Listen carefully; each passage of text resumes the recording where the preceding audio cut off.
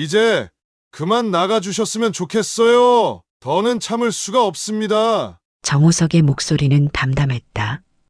감정이라곤 찾아볼 수 없는 목소리였다. 그의 눈동자는 어머니 박복희를 향해 있지 않았다. 거실 바닥의 한 점만을 뚫어지게 바라볼 뿐이었다.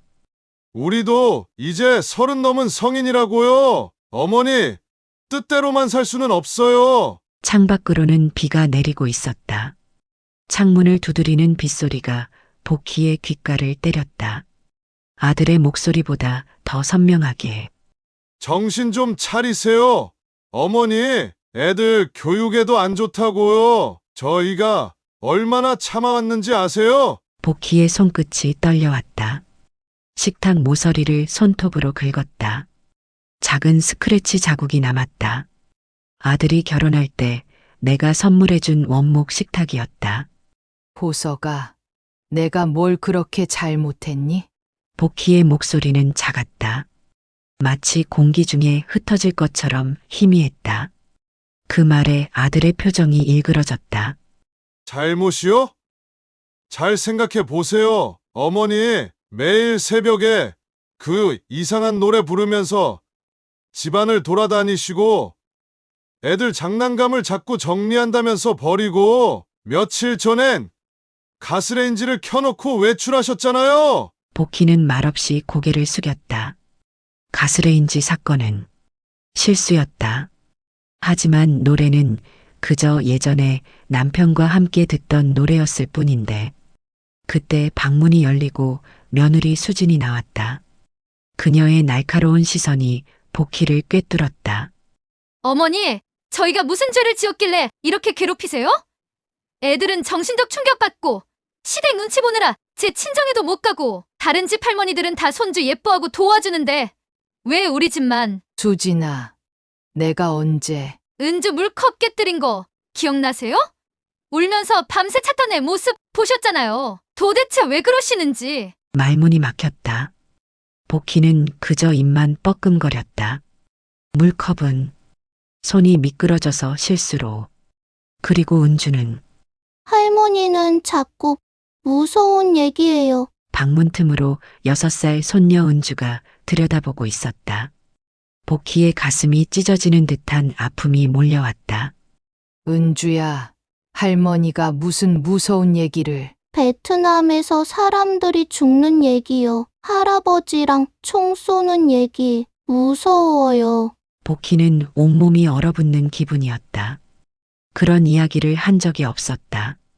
단지 남편이 베트남에서 보낸 편지 내용을 읽어준 것뿐인데 보셨죠? 이게 정상인 것 같으세요? 수진이 호석을 향해 비꼬듯 말했다. 호석이 한숨을 내쉬었다. 어머니, 짐은 다 쌌습니다. 필요한 건 다 챙겨드렸고요. 캐리어에 다 넣어놨어요. 옷이랑 필요한 거. 수진의 목소리가 갑자기 누그러졌다. 동정이 느껴지는 톤이었다. 그게 더 참을 수 없었다. 복희는 천천히 일어섰다. 몸이 무거웠다. 마치 바닥에 발이 붙어 있는 것 같았다. 아들아, 사람이 어떻게. 어머니, 제발요. 이러지 마세요. 나중에 상황이 나아지면 그때 다시 얘기해요. 상황이 나아지면 무슨 상황이? 복희는 묻고 싶었지만 입에서 말이 나오지 않았다. 목이 메었다. 방으로 가는 복희의 뒷모습을 보며 수진이 작게 속삭였다. 정신 상태가 갈수록 더 심각해지는 것 같아요. 치매 초기 증상일지도 몰라요. 복희는 그 말을 들었다. 귀는 늙지 않았다. 방문을 닫고 침대에 주저앉았다.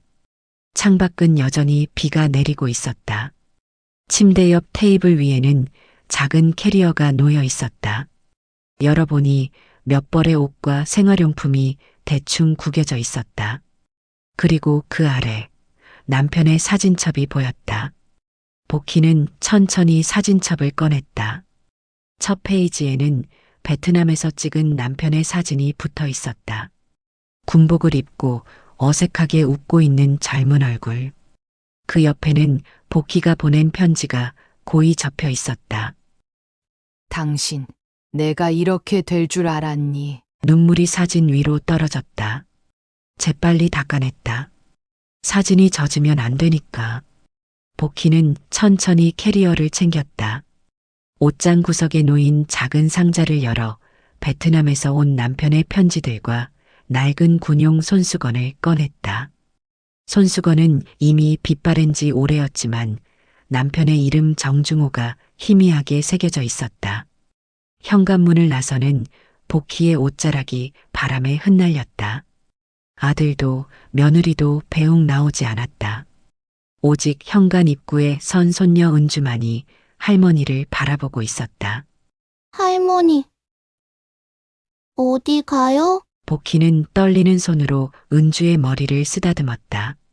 할머니는 잠시 다른 곳에 갔다 올게. 언제 와요? 곧 올 거야. 은주의 눈에도 눈물이 고였다. 아이는 직감적으로 무언가를 느끼는 법이다. 할머니, 이거 가져가요. 은주가 주머니에서 작은 종이약을 꺼내 복희에게 건넸다. 몇 번이나 접었다 폈는지 구겨진 종이약이었다. 은주야, 고마워. 할머니가 가르쳐 준 거예요. 이거 가지고 있으면 행복해진대요. 복희는 종이약을 받아 캐리어 바깥 주머니에 조심스럽게 넣었다. 마지막으로 은주의 이마에 입을 맞추고 아파트를 빠져나왔다. 비는 그쳤지만 아직 공기는 축축했다. 발걸음은 무거웠다. 어디로 가야 할지 모호했다. 몇 달 전 통장에 있던 돈을 아들에게 다 주고 난 후였다. 사업을 한다며, 꼭 필요하다며, 그렇게 무작정 걸었다. 1시간, 2시간. 다리가 아파올 때쯤 복희는 한 다방 앞에 서 있었다. 새벽다방이라는 작은 간판이 걸린 곳이었다. 창문으로 내부가 어렴풋이 보였다. 따뜻한 조명, 몇몇 손님들이 앉아있는 모습.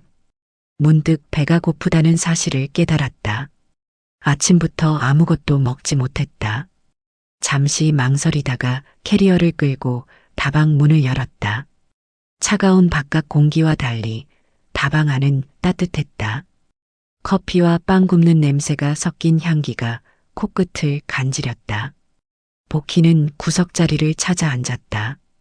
캐리어를 옆에 두고 작은 소지품 가방에서 지갑을 꺼냈다. 얼마 남지 않은 돈을 확인했다. 빵까지는 안 되겠고 아메리카노 한 잔 정도는 살 수 있을 것 같았다. 주문하시겠어요? 다가온 종업원은 젊은 여성이었다. 친절한 미소를 띠고 있었다. 아메리카노 한 잔이요. 네, 금방 준비해 드릴게요. 복희는 천천히 주변을 둘러보았다. 다방 안에는 몇몇 손님들이 각자의 시간을 보내고 있었다. 책을 읽는 사람, 노트북을 들여다보는 사람, 창밖을 발끝이게 바라보는 사람. 그들 사이에서 복희는 이상하게 안정감을 느꼈다. 아무도 그녀를 쳐다보지 않았다. 그저 그녀의 존재를 자연스럽게 받아들였다. 여기 아메리카노 나왔습니다. 종업원이 커피를 내려놓았다. 복희는 따뜻한 잔을 감싸쥐었다. 온기가 손끝에서부터 퍼져나갔다. 혹시 이 근처에 하룻밤 묵을 만한 곳 있을까요? 건너편에 작은 모텔이 있긴 한데 좀 비싸요. 더 저렴한 곳을 찾으신다면 2블록 더 가셔야 할 거예요. 복희는 고개를 끄덕였다. 고맙습니다. 수중에 돈은 없고 어디로 가야 할까 커피 한 잔을 마시면서 생각해 보기로 했다. 종업원이 가고 난 후 복희는 조용히 커피를 마셨다. 쓴맛이 입안에 퍼졌다. 남편이 좋아하던 맛이었다. 남편은 늘 커피는 쓴맛이 제대로 나야 제맛이라고 말했었다. 커피를 다 마시고 계산을 하려는데 등 뒤에서 시끄러운 소리가 들렸다. 이게 뭐야? 이런 걸 커피라고 내놓은 거야? 중년 남성이 종업원에게 소리를 지르고 있었다. 커피가 테이블 위로 쏟아져 있었다. 죄송합니다, 손님. 새로 준비해 드릴게요. 이딴 걸 돈 받고 파는 거야? 관리자 좀 불러봐. 복희는 그 광경을 지켜보았다. 종업원의 당황한 표정, 다른 손님들의 불편한 시선, 그리고 다방 안쪽에서 급히 나오는 다른 여성. 아마도 주인인 듯했다. 무슨 일이신가요, 손님? 여기 커피 맛이 형편없네요. 당장 환불해요. 주인으로 보이는 여성은 차분하게 응대했다. 정말 죄송합니다. 바로 환불해 드리겠습니다. 그러나 남성은 계속해서 목소리를 높였다. 점점 더 많은 사람들이 그들을 쳐다보기 시작했다. 복희는 문득 자리에서 일어났다.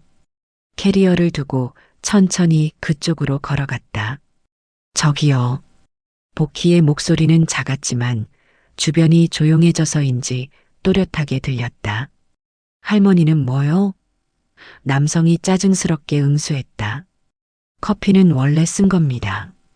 제대로 된 커피는 더 씁쓸한 감칠맛이 있고요. 뭐라고요? 당신이 뭘 안다고? 저는 알아요. 남편이 베트남에서 군 복무할 때부터 커피를 내려 마셨거든요. 쓴맛은 커피의 영혼입니다. 그걸 모르시면 커피를 마실 자격이 없는 거예요. 주변이 순간 조용해졌다. 남성은 당황한 듯 입을 벌렸다가 다물었다. 당신이 뭔데? 그리고요. 복희가 살짝 몸을 숙여 남성의 커피잔을 살폈다. 이건 원두가 문제가 아니라 마시는 방법이 잘못된 거예요. 커피는 처음에 향을 맡고 한 모금 크게 머금은 다음에 천천히 삼켜야 제맛을 느낄 수 있어요. 남성은 어이없다는 표정으로 복희를 쳐다보았다. 그러나 복희는 동요하지 않았다. 한번 그렇게 해보세요. 안 맛있으면 제가 대신 값을 치를게요. 다방 안의 모든 시선이 남성에게 쏠렸다. 결국 그는 어색하게 웃으며 남은 커피를 복희의 말대로 마셔보았다. 어떤가요? 복희가 물었다. 남성은 잠시 생각하더니 의외라는 듯 고개를 끄덕였다. 괜찮네요. 미묘하게 다른데. 그렇죠? 커피는 서두르지 않고 천천히 음미하는 겁니다. 주인과 종업원은 놀란 표정으로 복희를 바라보았다. 남성은 더 이상 항의하지 않고 자리로 돌아갔다. 복희는 다시 자신의 자리로 돌아와 계산을 하려고 했다. 손님, 주인이 다가왔다. 방금 도와주셔서 감사합니다. 이 커피는 저희가 드릴게요. 아닙니다. 제가 마신 건 제가 내야죠. 정말 놀랐어요. 손님께서 커피에 대해 잘 아시네요. 복희는 작게 웃었다. 남편 덕분이죠. 그이가 커피를 정말 좋아했거든요. 주인은 잠시 복희를 바라보더니 조심스럽게 물었다. 실례지만 혹시 묵으실 곳은 구하셨나요? 캐리어를 가지고 계시길래. 복희는 고개를 저었다. 아직요. 이제 찾아볼 참이었어요. 혹시 일자리를 찾고 계신가요? 네. 복희는 속으로 뜨끔했다. 주인의 눈썰미에 놀란 표정을 지었다. 실은 저희 다방에 청소와 간단한 설거지를 도와주실 분을 찾고 있었거든요. 숙식 제공이 가능해요. 위층에 작은 방이 있어서. 복희는 놀라서 말을 잇지 못했다. 물론 갑작스러운 제안이라 생각해 보셔야 할 테고. 제 명함이에요. 최지영이라고 합니다.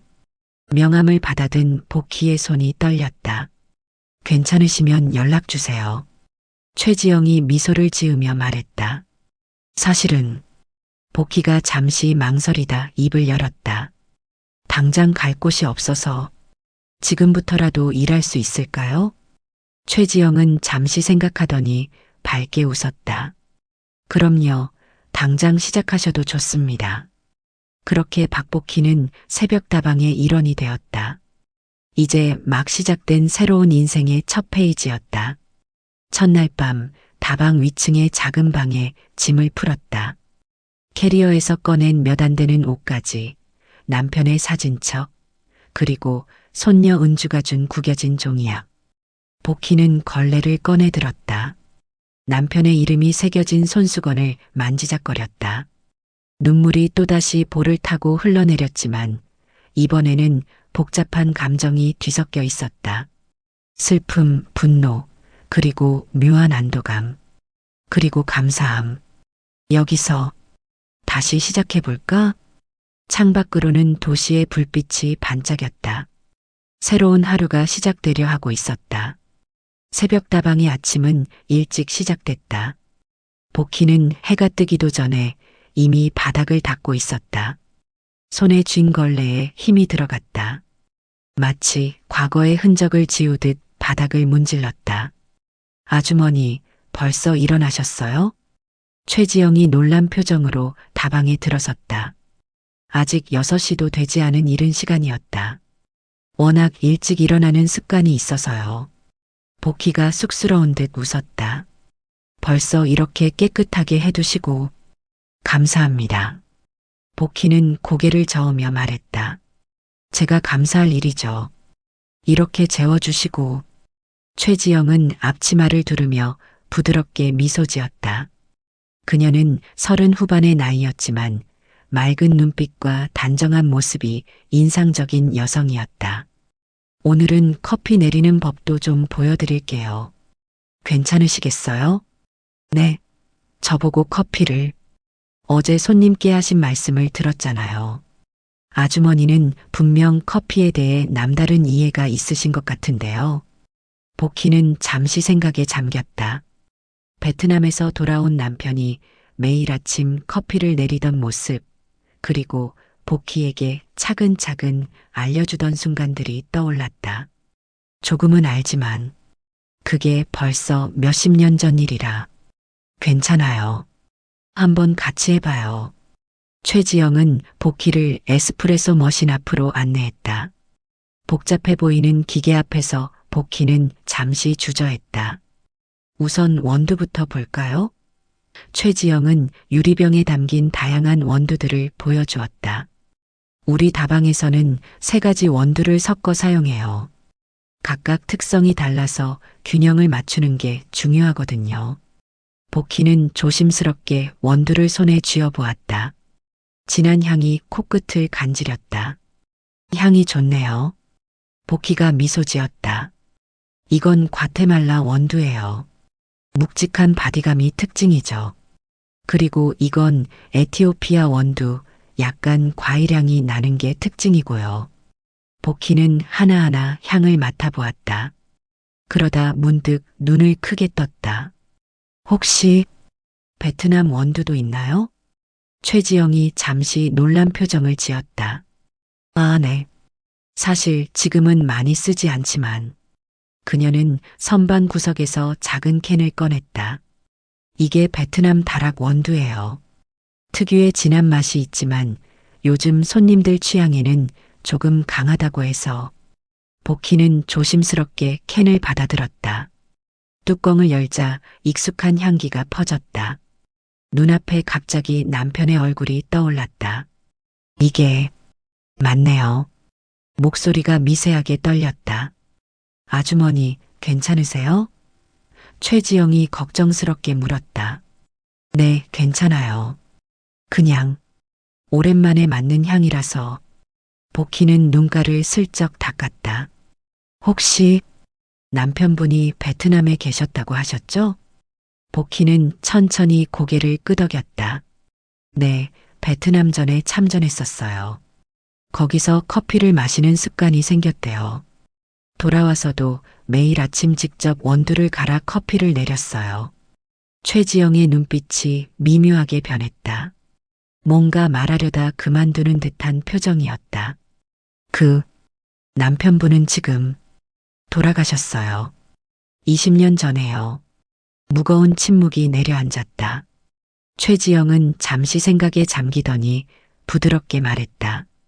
베트남 원두로 한번 내려볼까요? 오늘은 특별히. 복희는 미소와 함께 고개를 끄덕였다. 최지영이 원두 그라인더에 베트남 원두를 넣고 갈기 시작했다. 기계 소리와 함께 진한 커피 향이 다방 안에 퍼졌다. 그라인더로 원두를 갈 때는 입자 크기가 중요해요. 너무 곱게 갈면 쓴맛이 강해지고 너무 굵게 갈면 맛이 흐려져요. 복희는 주에 깊게 지켜보았다. 그러나 그녀의 머릿속에는 다른 장면이 겹쳐 보였다. 남편이 부엌에서 손으로 원두를 갈던 모습, 그 소리, 그 향기. 이제 에스프레소를 추출할 거예요. 이 포터필터에 갈은 원두를 담고 최지영의 설명을 듣는 동안 복희의 시선은 문득 다방 한쪽 벽에 걸린 작은 국기 조각에 멈춰섰다. 베트남 국기였다. 왜 그런 것이 여기에 있는지 의아했다. 저기 국기는 무슨 의미가 있나요? 복희가 조심스럽게 물었다. 최지영은 잠시 움찔하는 듯했다. 아, 그건 그냥 제가 한때 베트남에 관심이 많아서요. 그녀의 대답이 어딘지 불완전하게 느껴졌지만 복희는 더 묻지 않았다. 에스프레소가 준비되고 최지영은 스팀 밀크를 만들기 시작했다. 이렇게 우유에 공기를 넣어서 부드럽게 만들면 커피와 완벽한 조화를 이룹니다. 복희는 차근차근 과정을 지켜보았다. 남편이 알려준 방식과는 달랐지만 원리는 비슷했다. 최지영이 완성된 라떼를 내밀었다. 한번 드셔보세요. 조심스럽게 잔을 받아든 복희는 먼저 향을 맡았다. 눈을 감고 천천히 첫 모금을 들이켰다. 입안 가득 퍼지는 쓴맛과 달콤함, 그리고 베트남 원두 특유의 깊은 풍미가 느껴졌다. 어떠세요? 복희는 눈을 떴다. 눈가에 살짝 눈물이 맺혀 있었다. 정말 맛있네요. 그이가 내려주던 것과는 조금 다르지만 이 원두 향은 정확히 그때 그 맛이에요. 최지영은 따뜻하게 미소 지었다. 아주머니의 손으로 직접 내려보세요. 분명 더 특별할 거예요. 그날부터 복희는 다방 청소와 설거지뿐만 아니라 틈틈이 커피 내리는 법도 배우기 시작했다. 처음에는 서툴렀지만 날이 갈수록 솜씨가 늘었다. 특히 베트남 원두를 사용할 때는 남다른 집중력을 보였다. 일주일이 지난 어느 아침, 복희는 처음으로 손님에게 내줄 커피를 혼자 준비하게 되었다. 최지영이 잠시 은행 일을 보러 간 사이였다. 아메리카노 한 잔이요. 중년의 남성 손님이 카운터에 주문했다. 복희는 긴장된 표정으로 고개를 끄덕였다. 네, 잠시만 기다려주세요. 그녀는 최지영에게 배운 대로 원두를 갈고 에스프레소를 추출했다. 그러나 마지막 순간 복희는 문득 다른 생각이 들었다. 조심스럽게 베트남 원두를 조금 섞어 넣었다. 최지영에게 배운 방식이 아닌 남편이 알려준 방식으로. 남성에게 커피를 내밀며 복희는 조금 떨렸다. 여기 아메리카노 나왔습니다. 남성은 무심코 커피를 받아들고 한 모금 마셨다. 그리고는 잠시 동작을 멈추었다. 그의 눈이 조금 커졌다. 이게 어떤 원두를 사용하신 거죠? 기본 블렌드에 베트남 원두를 조금 섞었어요. 맛이 괜찮으신가요? 괜찮다고요? 이건. 남성은 다시 한 모금을 천천히 마셨다. 정말 오랜만에 맛보는 깊이가 있네요. 특별한 레시피인가요? 복희는 쑥스럽게 미소 지었다. 제 남편이 좋아하던 방식이에요. 남편분이 바리스타셨나요? 아니요, 그냥 커피를 정말 사랑했던 사람이었어요. 남성은 만족스러운 표정으로 자리로 돌아갔다. 그리고 그 모습을 보던 몇몇 손님들이 카운터로 와서 물었다. 방금 저 손님께 내어드린 커피, 저도 그걸로 부탁해도 될까요? 복희는 놀랐지만 차분하게 같은 방식으로 커피를 준비했다. 한 잔, 두 잔. 이상하게도 그날 손님들의 반응이 평소보다 더 좋았다. 최지영이 돌아왔을 때 복희는 조금 긴장했다. 허락 없이 베트남 원두를 섞어 사용한 것이 걱정되었다. 아주머니, 오늘 손님들 반응이 정말 좋더라고요. 뭔가 특별한 일이 있었나요? 최지영이 물었다. 복희는 망설이다가 사실대로 말했다. 저 베트남 원두를 조금 섞어서 내렸어요. 제 마음대로 해서 죄송해요. 예상과 달리 최지영은 화를 내기는커녕 기뻐했다. 아니에요. 그게 손님들에게 잘 맞았나 보네요. 어떤 비율로 섞으셨어요? 복희는 자신의 방식을 설명했다. 최지영은 주에 깊게 들었다. 이건 정말 특별한 레시피네요. 이제부터 복희 스페셜로 메뉴에 올리면 어떨까요? 네. 제 이름을 붙이다니 그건 너무... 아니에요. 아주머니의 손맛이 담긴 거니까요. 손님들이 분명 좋아할 거예요. 그렇게 복희 스페셜은 새벽 다방의 특별 메뉴가 되었다. SNS에 소문이 퍼지면서 이 커피를 맛보기 위해 찾아오는 손님들도 생겼다. 한 달 정도 지나자 복희는 다방 일에 완전히 적응했다. 청소와 설거지, 기본적인 커피 내리기까지 능숙하게 해냈다. 최지영은 그런 복희를 믿고 가끔 다방을 맡기기도 했다. 그러던 어느 날 아침 복희가 일찍 일어나 다방 바닥을 청소하고 있을 때였다. 문득 창밖을 보니 낯선 남자가 다방을 응시하고 있었다. 젊은 남자였지만 어딘지 위압적인 분위기를 풍겼다. 그와 시선이 마주치자 남자는 빠르게 시선을 돌렸다. 잠시 후 최지영이 출근했을 때 복희는 그 일을 이야기했다. 아, 그 사람. 최지영의 표정이 어두워졌다. 신경 쓰지 마세요. 그냥 지나가는 사람일 거예요. 하지만 그녀의 목소리에 불안함이 묻어 있었다. 복희는 의아했지만 더 묻지 않았다. 그날 오후 다방이 손님들로 붐비는 시간이었다. 복희가 막 복희 스페셜을 만들어 손님에게 내주려는 순간 다방 문이 거칠게 열렸다. 아침에 본 그 남자와 함께 2명의 남자들이 들어왔다. 최지영 씨, 오랜만입니다. 남자의 목소리에 최지영의 얼굴이 굳었다. 이상철 씨, 무슨 일로 오셨나요? 별거 아니에요. 지난번에 말씀드린 건에 대해 결정하셨나 해서요. 최지영은 입술을 깨물었다. 이미 답변 드렸잖아요. 관심 없다고요.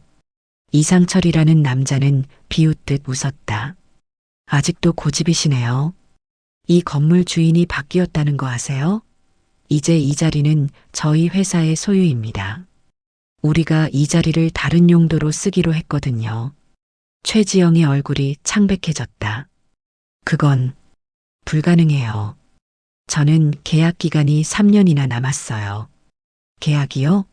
아, 그거 무효됐어요. 건물주가 바뀌면서 다방 안의 손님들이 불안한 기색으로 서로를 쳐다보기 시작했다. 복희는 그들 사이의 대화를 들으며 손에 쥔 커피잔을 꽉 쥐었다. 불법이에요, 그건. 최지영이 떨리는 목소리로 말했다. 불법? 이상철이 비웃었다. 그럼 소송해 보세요. 얼마나 버틸 수 있을지. 복희는 그 광경을 보며 가슴이 조여왔다. 최지영의 떨리는 어깨, 창백한 얼굴, 그리고 남자들의 위협적인 태도가 과거의 어떤 기억을 불러일으켰다. 일주일 드릴게요. 그때까진 깨끗이 비워놓으세요. 아니면... 이상철은 주변을 둘러보며 의미심장하게 말을 흐렸다. 그들이 나간 후 다방 안에는 무거운 침묵이 내려앉았다. 손님들이 하나둘 자리를 떴다. 최지영은 그저 카운터에 기대어 서 있었다.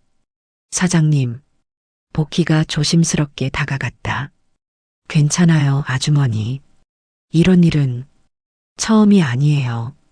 무슨 일이 있는 건가요? 제가 도울 수 있는 일이라면. 최지영은 힘없이 웃었다. 도울 수 있는 일이 없어요. 그들은 이 지역 개발에 관여하는 회사예요. 이 건물을 허물고 새로운 상가를 짓겠다나 불법으로 세입자들을 쫓아내고 있어요. 그럼 경찰에 신고하면 소용없어요. 그들은 배경이 있어요. 이미 여러 가게들이 비슷한 방식으로 쫓겨났어요. 포기하면 안 돼요. 복희가 조용히 말했다. 네, 제가 한때 비슷한 경험이 있어요. 뭔가 지키고 싶은 것이 있는데 그걸 빼앗으려는 사람들이 있을 때 복희의 목소리가 떨렸다. 포기하면 안 돼요. 싸워야 해요. 최지영은 복희를 바라보았다. 그녀의 눈에는 질문이 가득했다. 복희가 무슨 경험을 했는지, 어떤 싸움을 했는지. 아주머니. 바로 그때 다방 문이 다시 열렸다. 키가 크고 어깨가 넓은 젊은 남자가 들어섰다. 그는 환한 미소를 지으며 주변을 둘러보았다. 여기가 새벽다방인가요? 복희 스페셜이라는 커피가 유명하다고 들었는데요. 복희와 최지영은 놀란 표정으로 그를 바라보았다.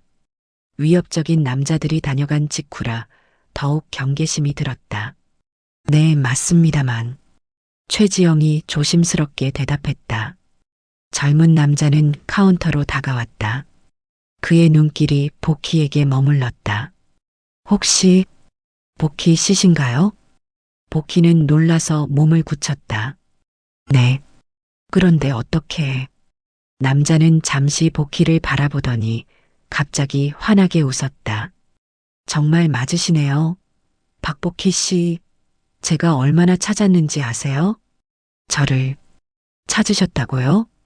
네, 정중우 병장님의 부인이시죠? 베트남에서 복무하셨던. 복희의 눈이 커졌다.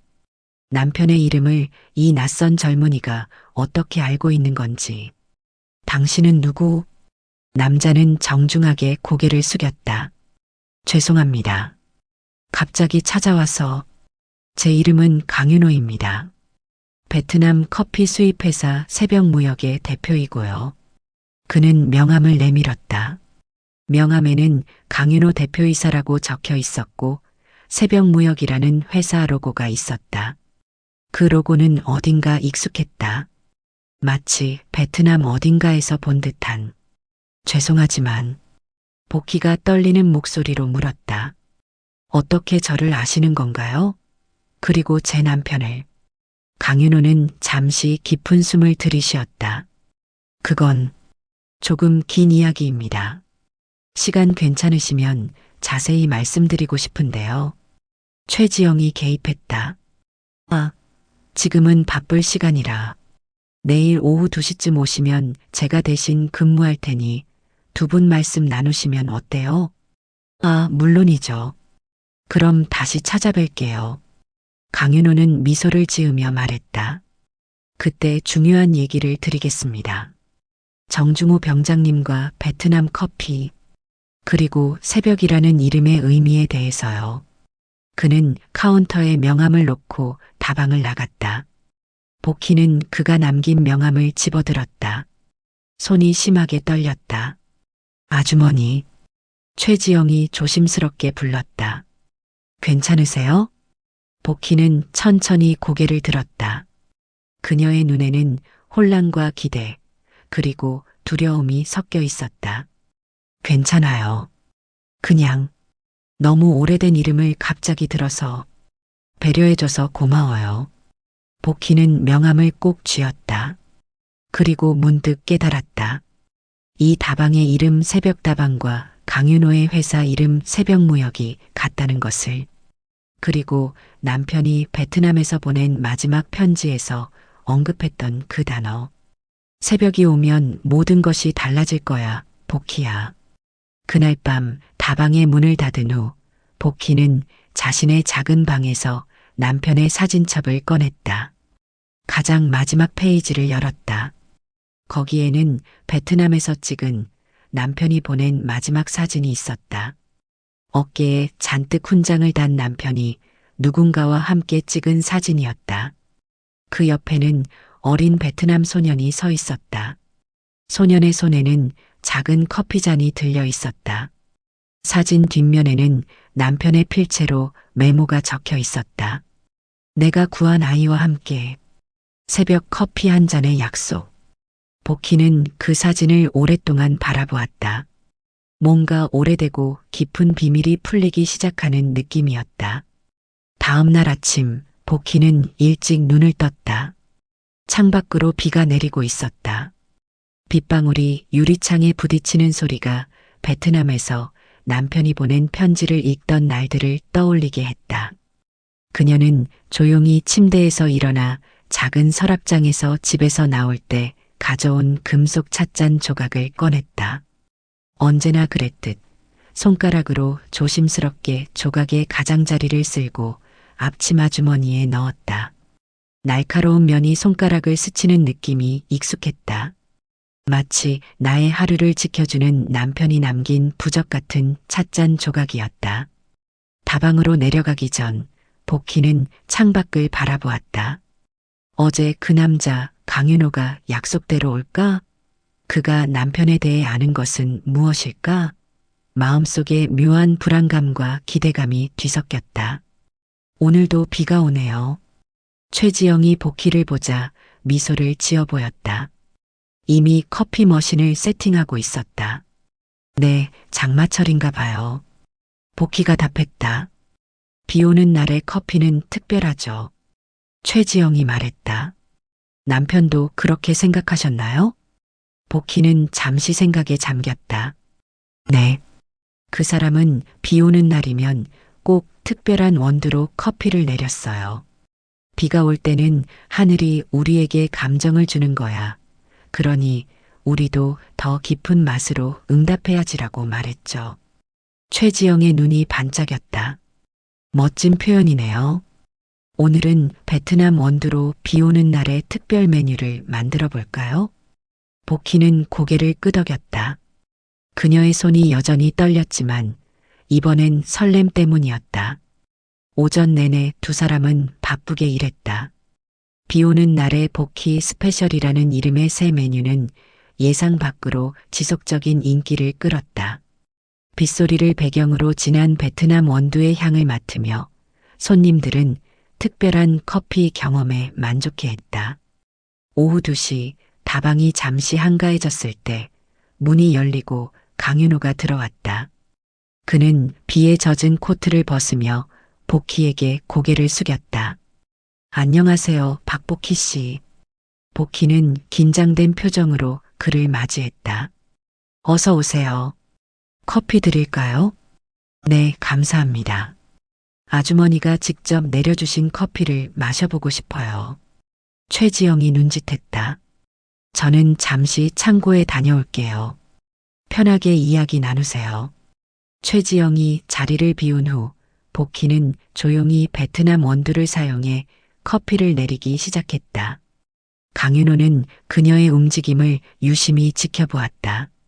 아주머니, 커피 내리는 방식이 정확히 베트남식이시네요. 네, 그런가요? 복희가 의아한 표정으로 물었다. 네, 물의 온도부터 원두를 내리는 시간까지 전통적인 베트남 방식과 흡사해요. 누가 가르쳐 드렸나요? 복희는 커피를 내리며 말했다. 남편이요. 베트남에서 돌아온 후 매일 아침 그렇게 커피를 내렸어요. 커피가 준비되자 두 사람은 창가 자리에 앉았다. 밖에서는 여전히 비가 내리고 있었다. 어제 말씀하신 제 남편에 관한 이야기가 궁금합니다. 복희가 조심스럽게 입을 열었다. 강윤호는 천천히 커피 잔을 들어 향을 맡았다. 그리고 눈을 감고 첫 모금을 삼켰다. 그의 표정이 순간 변했다. 이 맛. 그가 중얼거렸다. 정말 상상만 해왔던 그분의 커피와 똑같습니다. 그분이라면 정중호 병장님이요. 강윤호가 복희의 눈을 마주보며 말했다. 제 할아버지의 생명의 은인이십니다. 복희의 눈이 커졌다. 저희 어머니는 한국인과 결혼을 하셨지요. 외할아버지와 어머니는 베트남 사람이에요. 강윤호는 주머니에서 작은 사진 한 장을 꺼냈다. 오래되어 구겨진 사진이었다. 거기에는 젊은 한국 군인이 어린 베트남 소년을 안고 있는 모습이 담겨 있었다. 군인은 분명 정중호였다.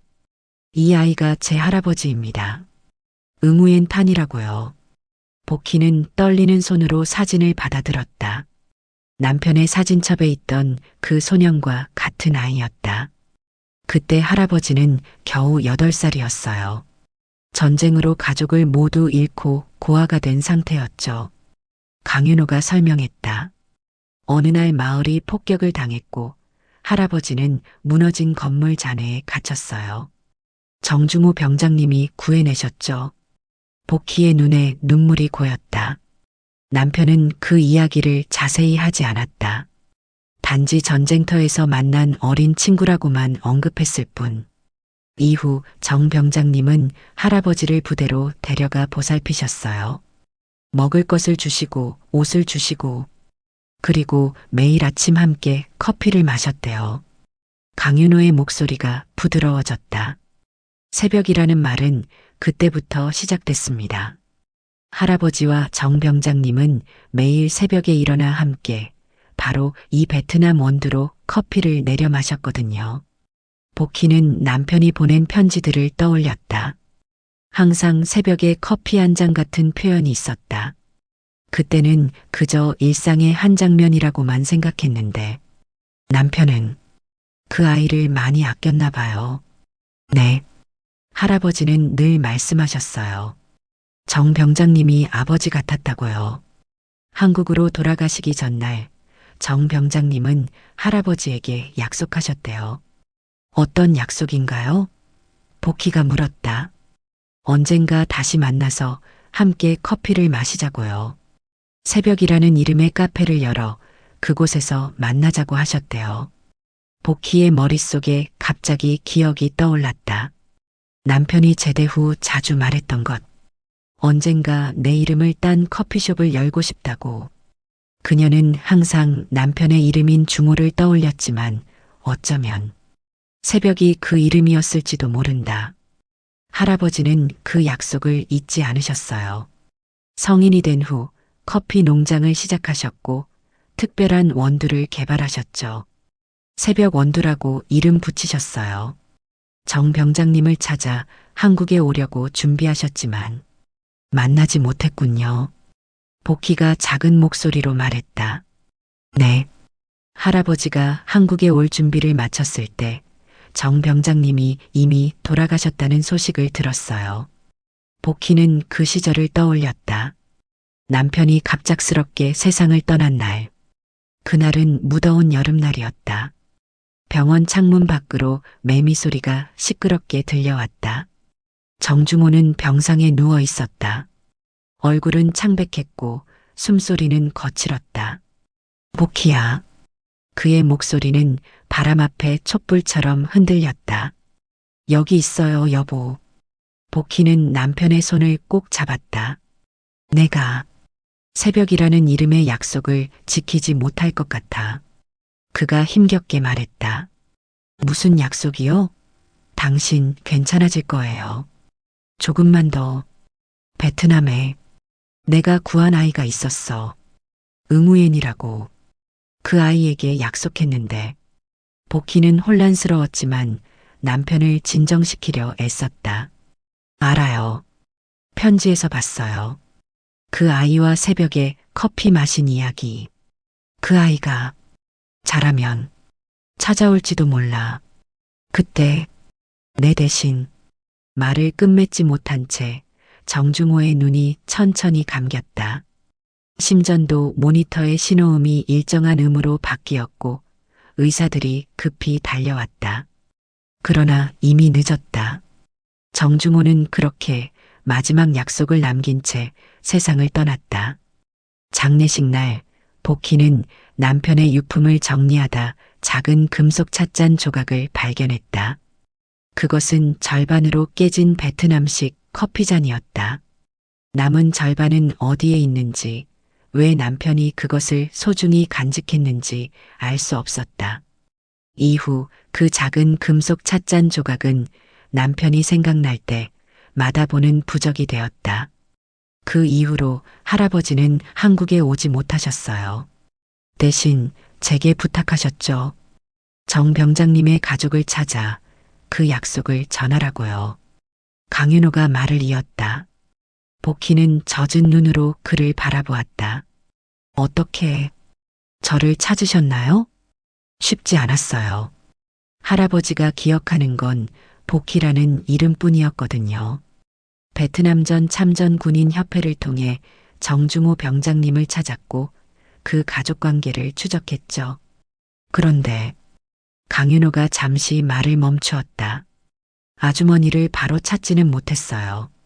아들분 집으로 갔더니 이미 떠나셨다고. 복희의 표정이 어두워졌다. 그 순간을 다시 떠올리기 싫었다.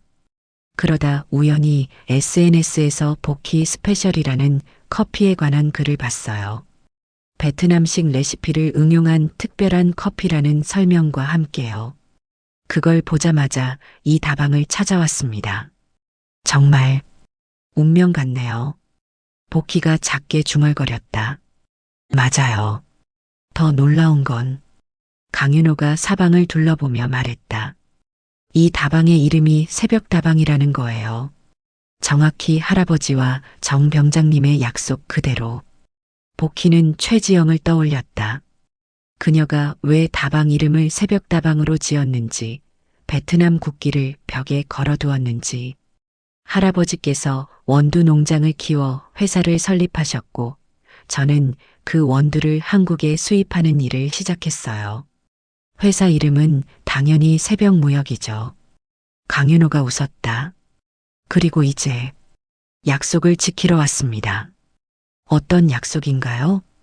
할아버지의 원두로 만든 커피를 아주머니께 대접하는 것. 그리고 이것을 전해드리는 것. 강윤호는 작은 상자를 꺼내 복희에게 건넸다. 조심스럽게 열어보니 그 안에는 깨진 찻잔의 나머지 절반이 있었다. 이건 할아버지가 간직하던 것입니다. 정 병장님과 할아버지가 마지막으로 함께 커피를 마셨던 잔이에요. 헤어질 때 두 사람이 하나씩 나눠 가졌대요. 언젠가 다시 만나 이 잔을 하나로 합치자는 의미로요. 복희의 손이 떨렸다. 자신이 간직하던 조각과 딱 맞는 부분이었다. 그녀는 주머니에서 자신의 조각을 꺼내 두 파편을 조심스럽게 맞춰보았다. 완벽하게 들어맞았다. 그 순간 복희의 눈에서 눈물이 흘러내렸다. 20년이 넘는 세월 동안 각자의 자리에서 기다리던 두 조각이 마침내 하나가 된 것이다. 아주머니, 강윤호가 조용히 말했다. 할아버지께서 아직 살아계세요. 여전히 정정하세요. 아주머니를 만나고 싶어 하십니다. 혹시 베트남에 갈 의향이 있으신지요? 복희는 놀라움에 말문이 막혔다. 베트남, 남편이 늘 그리워하던 곳. 그곳에 남편의 흔적이, 그리고 그가 지키지 못한 약속이 있다는 것이. 베트남에, 네, 할아버지의 커피 농장이 있는 달랏에요. 남편분이 할아버지를 구하신 그 마을 근처에 할아버지가 새벽 농장을 세우셨어요. 복희는 창밖의 비를 바라보았다. 비가 내리는 창문 너머로 과거와 현재가 겹쳐 보였다. 남편이 커피를 내리던 모습, 편지에 적힌 새벽이라는 단어, 그리고 지금 이 다방과 강윤호. 가고 싶습니다. 복희의 목소리는 작았지만 단호했다. 남편과의 약속을 제가 대신 지키고 싶어요. 강윤호의 얼굴에 미소가 번졌다. 할아버지가 정말 기뻐하실 거예요. 제가 모든 준비를 도와드리겠습니다. 바로 그때 다방 문이 열리고 최지영이 들어왔다. 그녀는 복희와 강윤호가 나눈 깊은 대화를 눈치챈 듯했다. 무슨 좋은 이야기라도.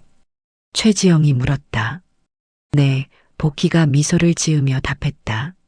아주 오래된 약속에 관한 이야기예요. 최지영은 복희의 표정을 살피더니 문득 그녀의 손에 든 2개의 잔 조각을 발견했다. 그녀의 표정이 묘하게 변했다. 그 잔은 최 사장님, 혹시 이 잔을 아시나요? 복희가 의아한 표정으로 물었다. 최지영의 눈에 눈물이 고였다. 그러니까 아주머니가 정중호 병장님의 부인이시군요. 복희와 강윤호는 놀란 표정으로 최지영을 바라보았다. 제 아버지 최병우 중사는 정중호 병장님의 전우였어요. 목숨을 구해주셨다고 했어요. 최지영이 떨리는 목소리로 말했다. 아버지도 그 베트남 소년 응우엔을 기억하고 계셨어요. 아버지는 늘 이야기하셨죠. 새벽에 3사람이 함께 마시던 커피에 대해.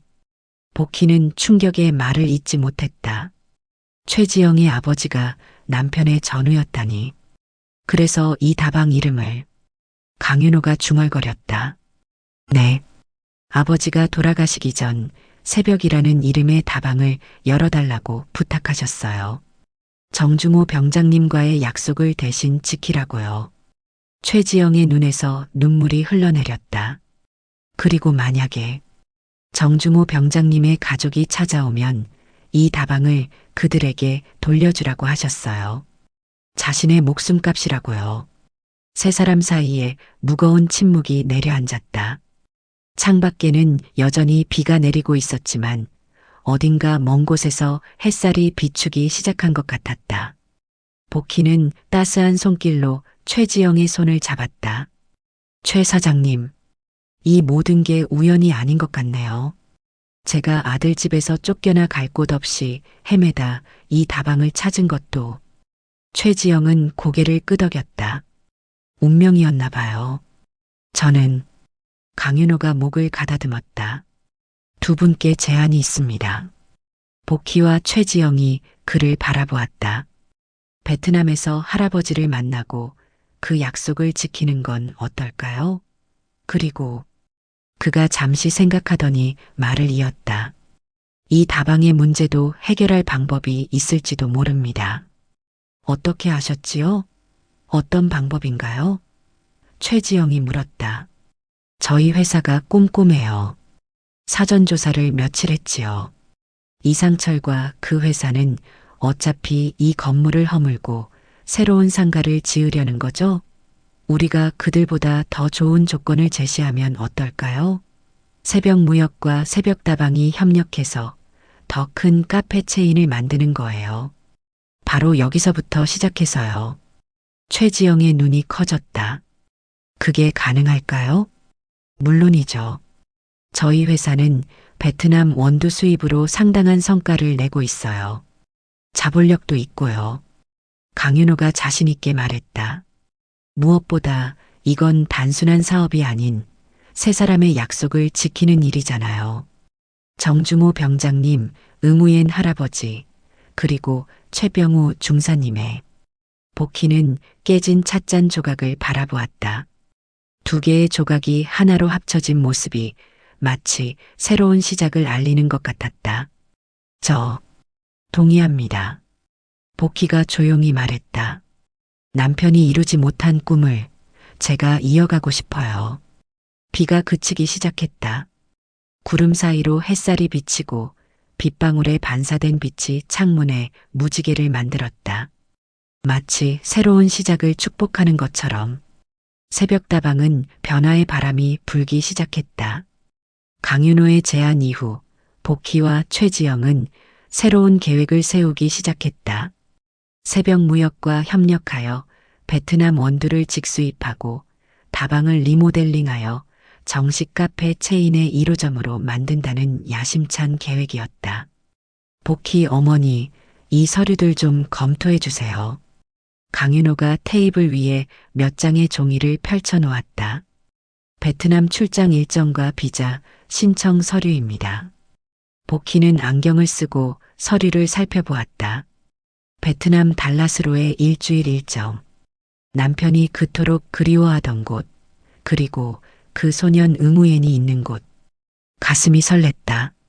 날짜는 괜찮은데 이런 공식 서류는 잘 모르겠네요. 복희가 망설이며 말했다. 걱정 마세요. 제가 모두 도와드릴게요. 강윤호가 따뜻하게 웃었다. 어머니께서는 편안하게 여행만 준비하시면 됩니다. 그 순간 다방 문이 거칠게 열렸다. 이상철과 그의 부하들이 들어섰다. 그들의 표정은 이전보다 더 험악했다. 최지영 씨, 기한이 이틀 남았네요. 결정은 하셨습니까? 이상철이 차가운 목소리로 물었다. 최지영은 등 뒤로 손을 꼭 쥐었다. 떨리는 목소리를 감추려 애쓰며 대답했다. 네, 결정했습니다. 저는 이 다방을 지킬 겁니다. 이상철의 얼굴에 비웃음이 번졌다. 아직도 현실을 모르시는군요. 여기는 이미 우리 회사 소유입니다. 법적으로도 현실적으로도 그건 불법이에요. 최지영이 단호하게 말했다. 계약 기간이 아직 3년이나 남았다고 말씀드렸잖아요. 계약이요? 이상철이 코웃음을 쳤다. 건물주가 바뀌면 기존 계약은 무효입니다. 법률 자문도 받아봤고요. 강윤호가 앞으로 나섰다. 그건 사실이 아닙니다. 상가 건물 임대차 보호법에 따르면 건물주가 바뀌어도 임차인의 권리는 보호받습니다. 이상철은 강윤호를 위아래로 훑어보았다. 당신은 누구시죠? 강윤호입니다. 새벽무역의 대표죠. 강윤호가 명함을 건넸다. 이 다방의 새 파트너입니다. 이상철은 명함을 바닥에 떨어뜨렸다. 무역회사? 웃기지 마세요. 우리는 KD 개발이에요. 이 지역을 통째로 바꿀 회사라고요. 강윤호는 침착하게 대응했다. 저도 알고 있습니다. KD 개발의 불법 행위들도요. 세입자 강제 퇴거, 불법 공사, 안전 규정 위반. 이미 증거도 다 수집했습니다. 이상철의 얼굴이 굳었다. 뭐라고요? 저희 회사는 베트남 커피만 거래하는 것이 아닙니다. 부동산 투자도 하죠. 그리고 이 지역에 꽤 많은 관심을 가지고 있었거든요. 강윤호의 목소리는 차분했다. 특히 이상철 씨와 KD 개발이 벌이는 불법 행위들에 대해서요. 이상철의 부하 중 하나가 앞으로 나서려 했지만 이상철이 손짓으로 제지했다. 허세는 그만두시죠. 당신 같은 무역상이 우리를 어떻게 상대하겠다는 겁니까? 강윤호는 담담하게 휴대폰을 꺼내 무언가를 보여주었다. 이건 귀사의 불법 철거 현장 동영상입니다. 그리고 이건 그가 스크롤을 내렸다. 이상철 씨가 뇌물을 건네는 장면이고요. 이상철의 얼굴이 창백해졌다. 이게 무슨... 지금 당장 이 다방에서 나가주십시오. 그리고 다시는 오지 마세요. 강윤호의 목소리에 힘이 실렸다.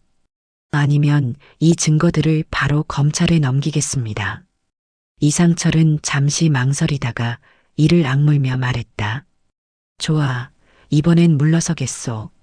하지만 이게 끝이 아닙니다. 기억해 두세요. 그들이 떠난 후 다방에는 무거운 침묵이 내려앉았다. 복희는 진땀을 흘리며 의자에 주저앉았다. 괜찮으세요? 최지영이 물었다. 복희는 천천히 고개를 끄덕였다. 네. 그냥 긴장해서요. 강윤호는 그들을 안심시키려 했다. 걱정 마세요. 그들은 당분간 접근하지 못할 겁니다. 하지만요? 최지영이 긴장된 표정으로 물었다. 완전히 물러서지는 않을 거예요. 더 강력한 대책이 필요합니다. 강윤호가 깊은 숨을 들이쉬었다. 우리가 이 건물을 매입하는 방안을 검토해 볼 필요가 있어요. 건물을 매입한다고요? 복희가 놀라서 물었다. 그렇게 큰 돈이 가능합니다. 강윤호가 확신에 찬 목소리로 말했다. 저희 회사는 충분한 자본이 있고 이 지역에 투자할 계획도 있었거든요.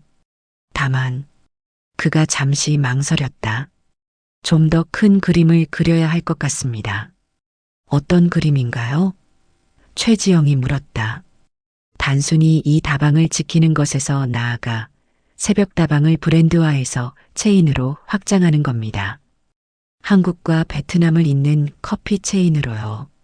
강윤호의 눈이 빛났다. 세 분의 약속이 담긴 이 장소에서 시작해서 말이죠. 복희와 최지영은 서로를 바라보았다. 그들의 눈에는 두려움과 함께 희망의 빛이 어렸다. 그럼 베트남 여행은요? 복희가 물었다. 예정대로 진행합니다.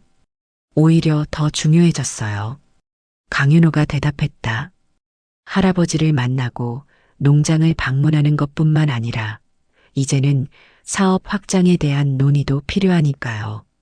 그날 이후 다방은 더욱 바빠졌다. 리모델링 계획을 세우고 메뉴를 개발하고 베트남 출장 준비를 하느라 복희와 최지영은 눈코 뜰 새 없이 바빴다. 강윤호는 거의 매일 다방에 들러 도움을 주었다. 복희의 복희 스페셜은 점점 더 인기를 얻었다. 그녀는 이제 손님들 앞에서 자신있게 커피를 내리고 그 비법을 설명하기도 했다. 마치 남편이 그랬던 것처럼. 베트남 출장 일주일 전 복희는 원두를 갈다가 갑자기 그라인더에 손가락이 끼는 사고를 당했다. 다행히 깊은 상처는 아니었지만 오른손 2개의 손가락에 붕대를 감아야 했다. 괜찮으세요? 최지영이 걱정스럽게 물었다. 네, 다행히 심하지 않아요. 복희가 웃으며 대답했다. 그냥 실수로. 생각이 다른 데 있었나 봐요. 사실 복희는 베트남 여행을 앞두고 초조해하고 있었다. 의무인을 만나는 것, 남편의 흔적을 찾는 것, 그리고 이제는 사업 확장에 대한 부담까지. 모든 것이 그녀를 압박했다. 조금 쉬세요. 커피는 제가 내릴게요. 최지영이 말했다. 복희는 고개를 저었다. 아니에요. 이 정도는 괜찮아요. 남편도 베트남에서 부상을 입고도 매일 커피를 내렸다고 했어요. 저도 할 수 있어요. 그녀는 다시 커피를 내리기 시작했다. 붕대를 감은 손가락으로 포터필터를 잡고 천천히 에스프레소를 추출했다. 고통이 느껴졌지만 그녀는 표정 하나 바꾸지 않았다. 그날 저녁 다방을 정리하던 중 복희는 바닥에 깔린 원두를 발견했다. 어머니, 제가 할게요. 강윤호가 말했다. 아니야, 내가 할 수 있어. 복희가 몸을 숙여 걸레질을 하는 순간 그녀의 머리가 갑자기 어지러워졌다. 한 발짝도 움직일 수 없을 정도로 심한 현기증이 몰려왔다. 그녀는 바닥에 주저앉았다. 어머니, 강윤호가 급히 다가왔다. 괜찮으세요? 괜찮아. 그냥 조금 어지러워서. 복희가 힘없이 대답했다. 최지영이 재빨리 물 한 잔을 가져왔다. 오늘 너무 무리하셨어요.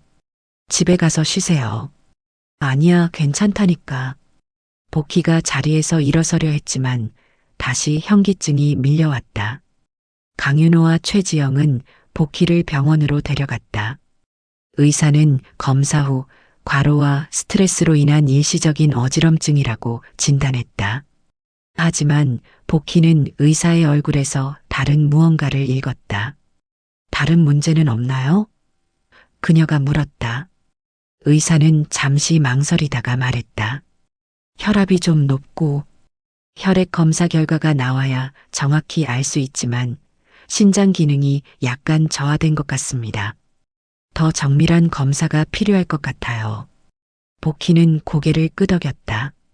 남편도 신장 문제로 고생했었다. 베트남에서 돌아온 후부터 지금 당장 입원하셔야 합니다. 의사가 말했다. 안 돼요.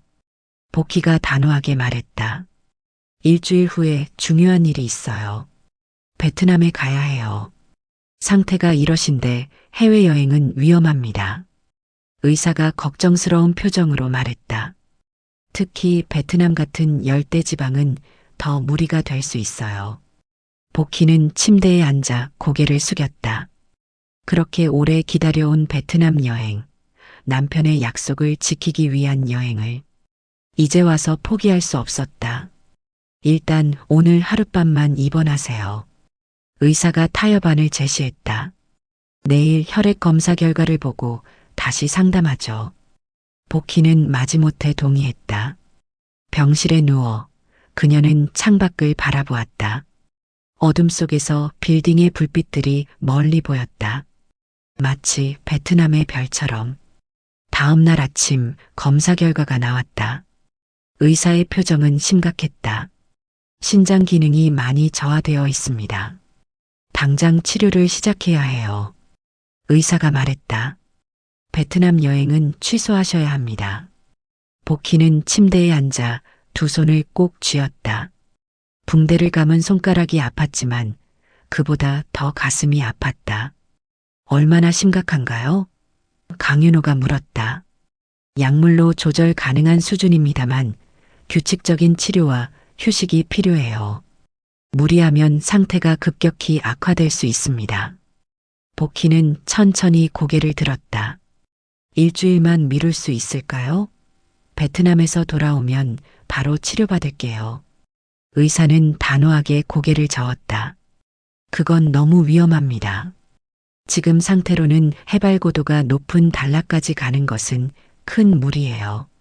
고산병까지 겹치면 상황이 매우 위험해질 수 있어요. 침묵이 내려앉았다. 복희의 눈에는 깊은 실망감이 어렸다. 그렇게 오래 기다려온 남편과의 약속, 그 소년 응우엔과의 만남, 모두 물거품이 되는 것 같았다. 병실에 혼자 남은 복희는 작은 가방에서 깨진 찻잔 조각을 꺼냈다. 손가락으로 그 가장자리를 쓸었다. 남편의 손길이 닿았던 곳, 그리고 베트남 소년 응우엔의 반쪽과 맞닿을 곳. 문이 열리고 강윤호가 들어왔다. 그의 표정은 무거웠지만 어딘가 결연함이 느껴졌다. 어머니, 좋은 소식이 있습니다. 그가 말했다. 응? 복희가 고개를 들었다. 방금 할아버지와 통화했어요. 할아버지께서 한국으로 오시기로 했습니다. 복희의 눈이 커졌다. 정말요? 응우엔 씨가 여기로요? 네. 어머니께서 못 가시면 할아버지가 오시겠다고 하셨어요. 강윤호가 미소 지었다. 할아버지도 요 며칠 건강이 좋지 않으셔서 걱정했는데 어머니 소식을 듣자마자 바로 결정하셨어요.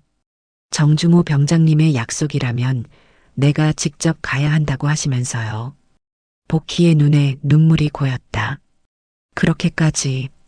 네. 할아버지는 평생 그 약속을 지키기 위해 사셨으니까요. 다음 주 베트남 항공편으로 오시기로 했습니다. 요새 더 컨디션이 좋아지셔서 정신은 아주 또렷하시고 건강도 나쁘지 않으세요. 강윤호가 대답했다. 평생 커피 농장에서 일하셔서 그런지 나이에 비해 체력이 좋으세요. 복희는 갑자기 다급한 마음이 들었다. 그럼 준비를 해야 해요. 할아버지를 맞이할 준비를. 걱정 마세요. 최 사장님과 제가 다 준비할게요. 강윤호가 진정시켰다. 어머니는 치료에 집중하셔야 해요. 하지만 복희는 마음이 급했다. 남편의 친구, 남편이 그토록 아꼈던 그 소년이 한국에 온다는 것, 그것도 그녀를 만나기 위해. 모든 것이 꿈만 같았다. 치료는 천천히 시작하셔도 돼요. 또 다른 목소리가 들렸다. 문간에 서 있던 최지영이었다. 그녀의 손에는 검사 결과지가 들려 있었다. 방금 의사 선생님과 상담했어요. 일주일 동안 약을 복용하면서 상태를 지켜본 뒤 할아버지를 만나고 나서 본격적인 치료를 시작해도 된대요. 최지영이 기쁜 표정으로 말했다. 너무 무리하지만 않으면요. 복희의 얼굴에 환한 미소가 번졌다. 정말요? 그럼 다방에. 아니에요. 병원에서 일주일 동안 쉬셔야 해요. 최지영이 단호하게 말했다. 다방은 제가 알아서 할게요. 리모델링 계획도 진행하고. 바로 그때 병실 문이 갑자기 열렸다. 정호석, 복희의 아들이 숨을 헐떡이며 서 있었다. 그의 얼굴은 창백했고 눈은 충혈되어 있었다.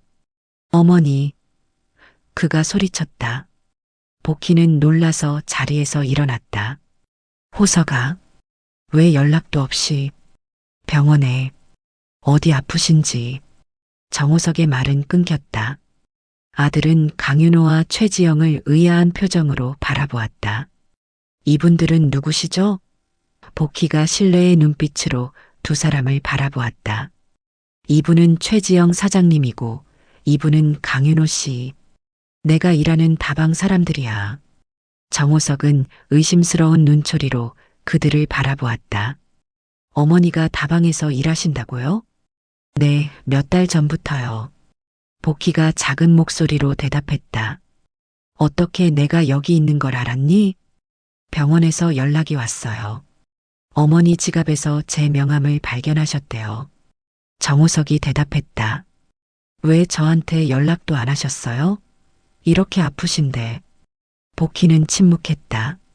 아들에게 어떻게 말해야 할지 몰랐다. 병원에서 굳이 아들에게 연락할 필요가 없다고 생각했는데 강윤호가 나섰다. 저희가 잠시 나가 있겠습니다. 가족분과 이야기 나누세요. 그와 최지영이 조용히 병실을 나갔다. 홀로 남은 복희와 정호석 사이에 어색한 침묵이 흘렀다. 병원비는 제가 낼게요. 정호석이 먼저 입을 열었다. 괜찮아. 내가 해결할 수 있어. 어머니, 정말 죄송해요. 정호석의 목소리가 떨렸다. 그때 제가 너무 심했어요. 사업이 잘 안 풀렸는데 괜히 어머니께 성질을 냈어요. 잘못했어요. 복희는 아들의 얼굴을 바라보았다. 그의 눈에는 진심 어린 후회가 서려 있었다. 그녀의 마음이 흔들렸다. 사실 정호석이 망설이며 말을 이었다. 어머니를 찾으려고 노력했어요. 여러 번 주변을 수소문했지만 흔적을 찾을 수 없었어요. 매일 밤 후회하면서 잠들었어요. 복희는 아들의 손을 잡고 싶었지만 그러지 않았다. 아직은 아니었다. 다방에서 어떤 일을 하시는 거예요? 정호석이 물었다. 청소도 하고 설거지도 하고 지금은 커피도 내려. 복희가 대답했다. 사장님이 친절하게 가르쳐 주셔서. 커피요? 어머니가? 응, 내 아버지가 좋아하던 베트남 커피. 내가 직접 내리는 거야. 복희의 눈에 자부심이 비쳤다. 사람들이 내 커피를 마시러 일부러 찾아오기도 해. 정호석은 믿기지 않는다는 표정이었다. 그런데 왜? 저희한테 연락하지 않으셨어요? 내가 날 내쫓았잖니. 복희의 목소리는 차분했지만 그 안에 담긴 아픔은 깊었다. 내가 애물단지라고 미친 노인네라고 했잖아. 그땐 정호석이 말을 더듬었다. 제가 너무 바보같이 굴었어요. 바로 그때 병실 문이 다시 열렸다. 간호사가 약을 들고 들어왔다. 약 드실 시간이에요. 간호사가 웃으며 말했다. 그리고 면회 시간이 거의 끝나가네요. 정호석은 자리에서 일어났다. 내일 다시 올게요. 어머니, 푹 쉬세요. 그가 나가려는데 복희가 불렀다. 호서가. 네, 어머니. 은주는 잘 지내니? 아들의 눈에 순간 눈물이 맺혔다. 네, 잘 지내요. 할머니 많이 그리워해요. 그래. 복희의 목소리가 떨렸다. 다음에 데리고 와줄래? 네, 꼭 데려올게요. 정호석은 잠시 망설이다가 조심스럽게 덧붙였다. 그리고 어머니 다 나으시면 우리 집에 다시 오시면 안 될까요? 복희는 대답하지 않았다. 단지 미소만 지었을 뿐. 그녀의 마음속에는 이미 다른 계획이 있었다. 남편의 약속을 지키고 베트남 소년 응우엔을 만나고 그리고 새벽다방을 성장시키는 것. 그것이 지금 그녀의 삶이었다. 정호석이 나간 후 복희는 창밖을 바라보았다. 해가 서서히 지고 있었다.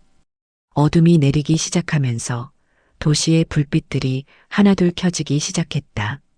마치 새로운 희망처럼 그녀는 베개 밑에서 깨진 찻잔 조각을 꺼내 바라보았다. 이제 곧 그 나머지 반쪽과 만나게 될 것이다. 그리고 남편의 약속, 그 오래된 약속이 마침내 지켜질 것이다. 당신, 내가 약속 지킬게요. 조금만 더 기다려요. 복희는 찻잔 조각을 가슴에 안고 눈을 감았다. 내일은 또 다른 날이 올 것이다. 새로운 희망과 도전이 기다리는 날이.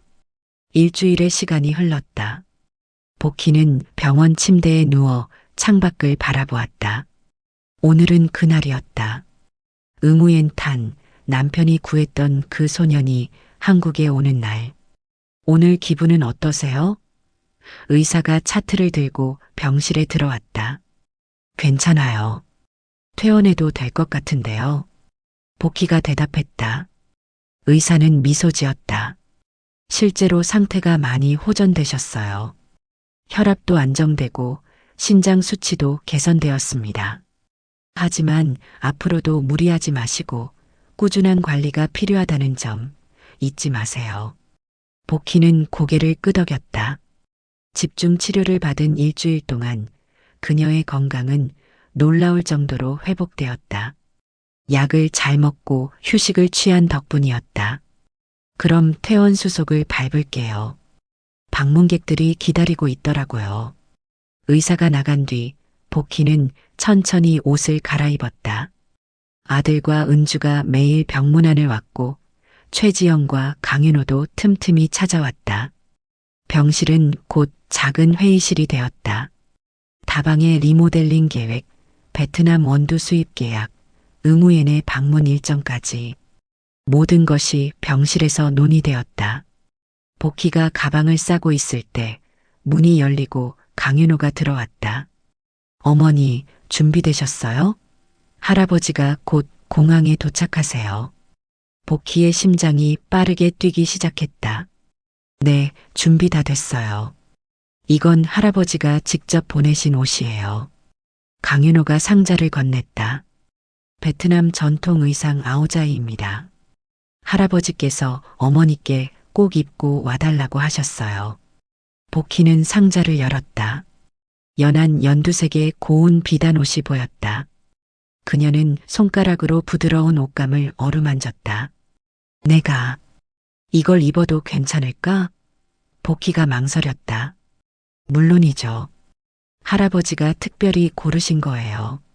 색깔도 의미가 있대요. 새 생명, 새 시작을 상징한대요. 복희는 화장실로 들어가 옷을 갈아입었다. 거울 앞에 서자 낯선 여인이 그녀를 바라보는 것 같았다. 병원 가운과 낡은 옷에 익숙해진 그녀에게 우아한 아오자이 차림은 낯설었다. 하지만 어딘가 편안했다. 마치 오래전부터 그녀를 기다려온 옷처럼. 어머니, 강윤호가 놀란 표정으로 그녀를 보았다. 정말 잘 어울리세요. 복희는 쑥스럽게 웃었다. 과찬이야. 병원을 나와 강윤호의 차에 오른 복희는 창밖을 바라보며 깊은 숨을 내쉬었다. 일주일 만에 바깥 공기였다. 가을의 시작을 알리는 선선한 바람이 얼굴을 스쳤다. 새벽다방에 먼저 들릴까요? 강윤호가 물었다.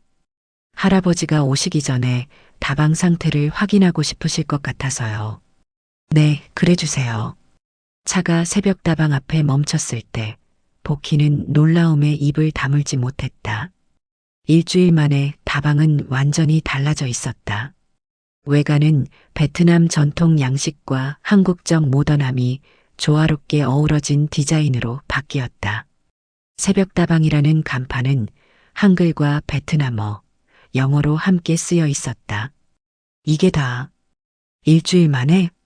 네, 최 사장님이 밤낮으로 공사를 진행했어요. 할아버지 오시는 날에 맞추려고요. 복희가 다방 안으로 들어서자 최지영이 반갑게 맞이했다. 내부는 더욱 놀라웠다. 따뜻한 원목 인테리어, 베트남과 한국의 소품들로 꾸며진 공간, 그리고 무엇보다 카운터 뒤 벽면에 커다랗게 걸린 사진이 눈에 띄었다. 이건 복희의 목소리가 떨렸다. 사진 속에는 젊은 정중호와 베트남 소년 응우옌, 그리고 또 한 명의 한국 군인이 커피잔을 들고 웃고 있었다.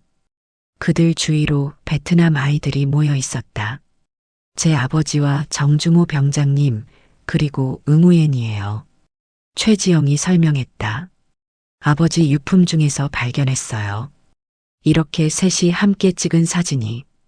복희는 놀라움을 감추지 못했다. 이 사진은 마을 아이들에게 학교를 지어주던 날 찍은 거라고 해요. 아버지의 일기에서 알게 됐어요. 복희는 가까이 다가가 사진을 자세히 살폈다. 남편의 환한 미소, 어린 응우옌의 순수한 눈빛, 그리고 그들 사이의 깊은 유대감이 사진 속에서 생생하게 느껴졌다. 너무 훌륭해요, 최 사장님. 정말 감사해요. 어머님께 보여드리고 싶었어요. 아, 그리고 이것도요. 최지영이 유리 케이스를 가리켰다. 카운터 옆 벽에 설치된 유리 케이스 안에는 깨진 찻잔의 한 조각이 놓여 있었다. 아직 붙이지는 않았지만 곧 나란히 놓여 하나의 모습을 이룰 것이다. 오늘 응우옌 씨와 함께 이 잔을 완전히 하나로 만들 거예요. 최지영이 말했다. 그리고 이 자리에서 첫 번째 커피를 함께 마시는 거죠. 복희의 눈에 눈물이 고였다. 남편의 마지막 약속이 이렇게 이뤄진다는 것이 믿기지 않았다. 이제 공항으로 가야 할 시간이에요. 강윤호가 시계를 보며 말했다. 할아버지 비행기가 곧 도착해요. 인천공항으로 향하는 차 안에서 복희는 점점 더 긴장되었다. 어떤 말을 해야 할지, 어떻게 그를 맞이해야 할지. 모든 것이 혼란스러웠다. 긴장하지 마세요, 어머니. 강윤호가 복희의 손을 잡았다. 할아버지도 분명 긴장하고 계실 거예요. 하지만 기쁨이 그 긴장을 덮을 거예요. 공항 도착장. 복희는 떨리는 손으로 작은 꽃다발을 들고 있었다. 강윤호가 준비한 것이었다. 도착 게이트 앞에는 이미 최지영과 정호석, 그리고 은주가 기다리고 있었다. 은주가 달려와 복희를 안았다. 할머니 예쁘다. 복희는 웃으며 은주의 머리를 쓰다듬었다. 정호석도 다가와 어머니의 모습에 놀란 듯 바라보았다. 어머니, 정말 달라 보이세요. 그래, 이상하지 않니? 아니요, 정말 잘 어울려요. 아름다우세요. 복희는 쑥스러운 미소를 지었다. 아들과의 관계는 일주일 사이 조금씩 회복되고 있었다. 아들은 매일 병문안을 왔고 새벽 다방 이야기에도 관심을 보였다. 심지어 며느리 수진도 어제는 아이와 함께 병원에 찾아왔다. 도착했어요. 강윤호가 전광판을 가리켰다. 베트남 항공 VN3402편이 방금 착륙했대요. 시간이 천천히 흘렀다. 승객들이 하나둘 게이트를 빠져나왔다. 복희의 심장 박동이 빨라졌다. 마침내 한 노인이 천천히 게이트를 통과했다. 작은 키에 갸름한 얼굴, 깊게 팬 주름 속에서도 반짝이는 눈빛. 그는 전통 베트남 모자를 쓰고 한 손에는 지팡이를 짚고 있었다. 그 뒤로 베트남 여성 한 명이 따라왔다. 할아버지. 강윤호가 달려가 노인을 안았다.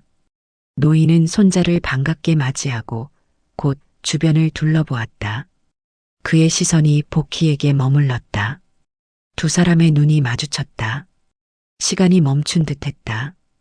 복희는 그 자리에 얼어붙은 듯 서 있었다. 응우에는 천천히 그녀에게 다가왔다. 그의 눈에는 이미 눈물이 고여 있었다. 복희 씨. 그의 한국어는 서툴렀지만 복희의 이름을 또렷하게 불렀다. 네. 응우엔 씨. 복희의 목소리도 떨렸다. 응우엔은 복희 앞에 서서 깊이 고개를 숙였다. 만나서 정말 기쁩니다. 복희도 공손히 고개를 숙였다. 저도 정말 기뻐요. 이렇게 만나게 되다니. 응우에는 주머니에서 무언가를 꺼냈다. 작은 천주머니였다. 그 안에서 그는 깨진 찻잔 조각을 꺼냈다. 이것 정 병장님과 약속? 복희도 손가방에서 자신의 조각을 꺼냈다. 두 사람은 각자의 조각을 내밀었다. 공항 로비 한가운데서 두 사람이 깨진 찻잔 조각을 맞추는 모습에 지나가던 사람들도 발걸음을 멈추었다. 완벽하게 맞아떨어지는 두 조각. 50년의 시간을 뛰어넘어 약속은 지켜졌다.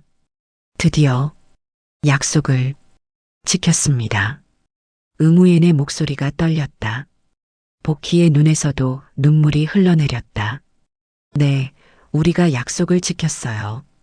주변에 있던 모든 사람들이 흥미롭게 보며 작게 박수를 치기 시작했다. 정호석과 수진, 은주, 최지영, 심지어 낯선 공항 이용객들까지 이 특별한 순간의 의미를 모두가 느낀 듯했다. 응우엔의 한국어는 제한적이었지만 강윤호가 통역을 도왔다. 그들은 공항 카페에 앉아 첫 대화를 나누었다. 정 병장님은 제 생명의 은인입니다. 응우엔이 천천히 말했다. 그분이 아니었다면 저는 지금 여기 없었을 것입니다. 복희는 고개를 끄덕였다. 남편이 자주 이야기했어요. 베트남에서 만난 어린 친구라고요. 하지만 자세한 이야기는 하지 않았어요. 너무 고통스러운 기억이었나 봐요. 응우에는 깊은 숨을 내쉬었다. 그날은 마을이 폭격을 당한 날이었습니다. 저는 무너진 건물 아래 갇혔어요. 정 병장님과 최 중사님이 저를 구해주셨습니다. 강윤호가 통역하자 최지영의 눈에도 눈물이 고였다. 그 후 두 분은 저를 부대로 데려가셨습니다. 부모를 잃은 저에게 가족이 되어주셨어요. 응우엔의 목소리가 떨렸다. 매일 새벽 우리는 함께 커피를 마셨습니다.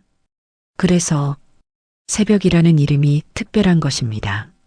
복희는 젖은 눈으로 고개를 끄덕였다. 남편이 베트남에서 돌아온 후에도 매일 새벽에 커피를 내렸어요. 이제야 그 의미를 알겠네요. 그리고 헤어지는 날 정 병장님은 이 찻잔을 반으로 나눴습니다. 언젠가 다시 만나 이 잔을 하나로 합치자고 약속하셨죠. 새벽이라는 이름의 카페에서 복희는 문득 남편의 마지막 말을 떠올렸다. 새벽이라는 이름의 약속을 지키지 못할 것 같아. 죽음을 앞두고도 남편의 마음에는 이 약속이 있었던 것이다. 저도 약속을 지키지 못할 뻔했어요. 복희가 작은 목소리로 말했다.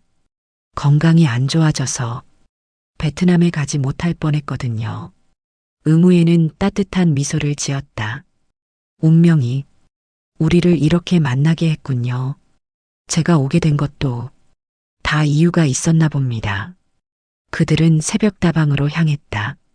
다방 앞에 도착하자 응우엔의 얼굴에 놀라움이 번졌다. 새벽 다방이라는 간판을 보는 순간 그의 눈에서 눈물이 흘러내렸다. 정말 그 약속 그대로입니다. 다방 안으로 들어서자 응우엔은 벽에 걸린 사진 앞에 멈춰섰다.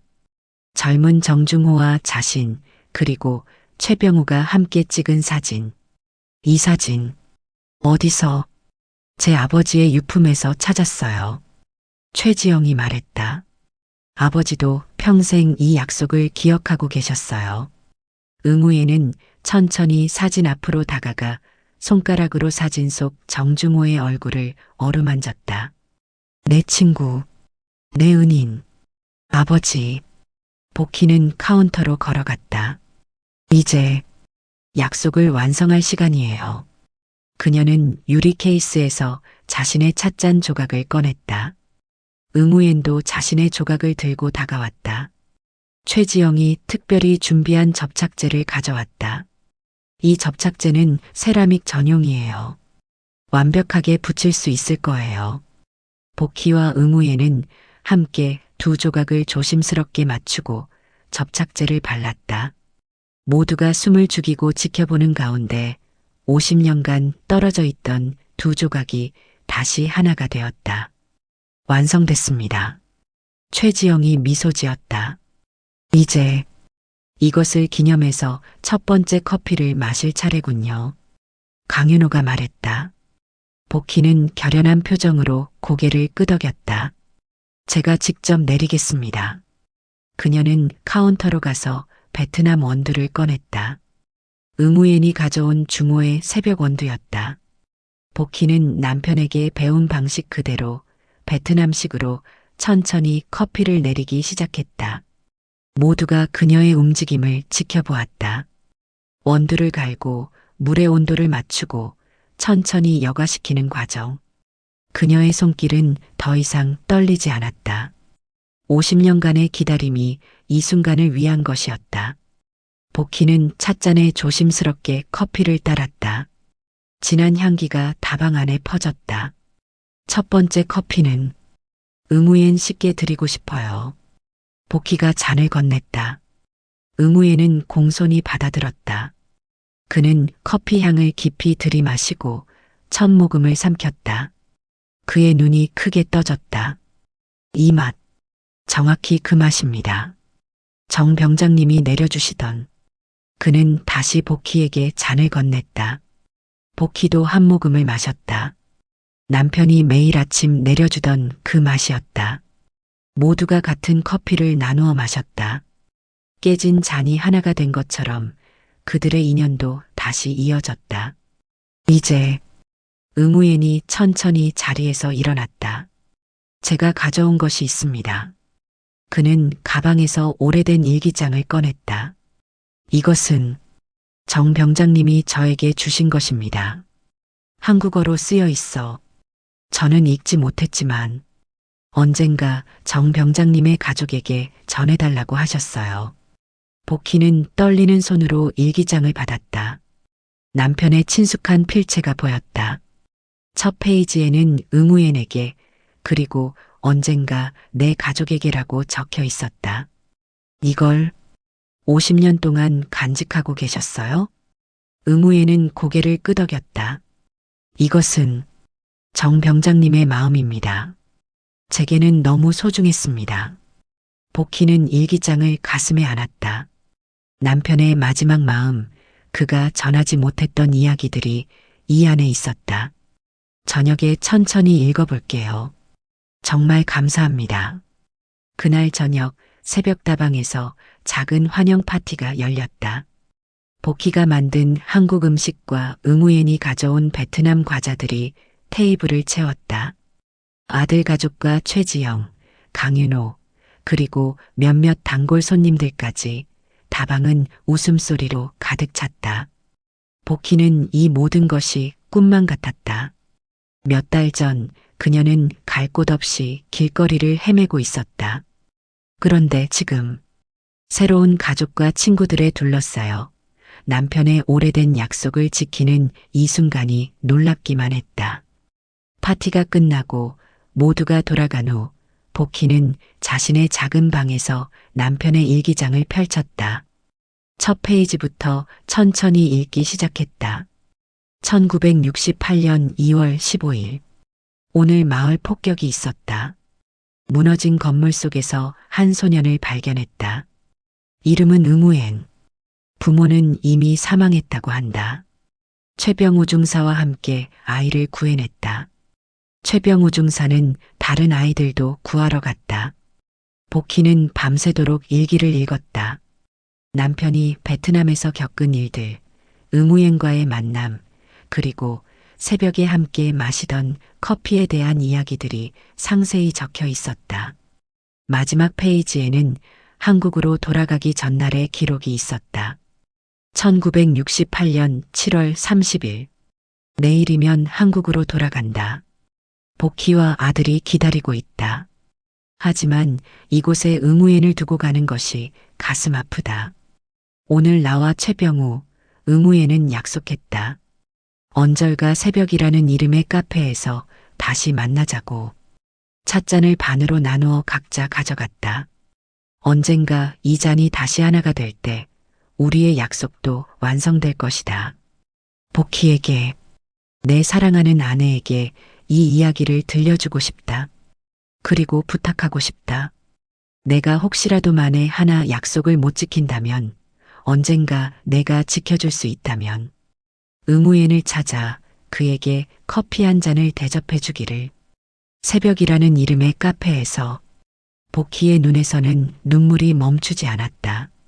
남편의 마지막 소원, 그 오래된 약속이 이제야 완성된 것이다. 여보, 약속 지켰어요. 당신이 원하던 대로. 창밖으로는 별이 빛나고 있었다. 내일은 또 새로운 하루가 시작될 것이다. 이제 새벽다방은 단순한 카페가 아니라 오래된 약속이 지켜진 곳, 새로운 시작의 장소가 될 것이다. 오늘 이야기 어떻게 보셨나요? 마음에 드셨다면 좋아요와 구독 부탁드릴게요. 여러분의 댓글 하나하나가 큰 힘이 됩니다.